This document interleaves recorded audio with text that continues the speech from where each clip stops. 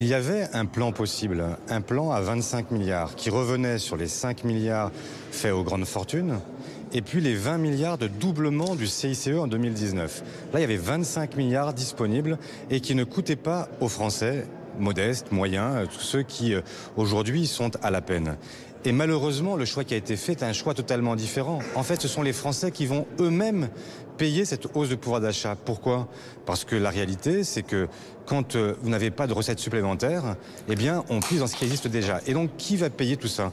La Sécu, l'assurance chômage. Et donc, ce sont des droits en moins pour les Français qui vont être découverts dans les prochaines semaines. Et si ce n'est pas des droits en moins, ce sera de la dette en plus. Et ce sera donc pour les générations futures que la charge sera sur les générations futures, que la charge sera reportée.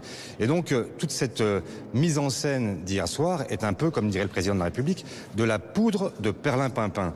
Voilà ce que je vois, voilà ce que les Français commencent à découvrir dès lors que l'on décrypte les mesures qui ont été annoncées.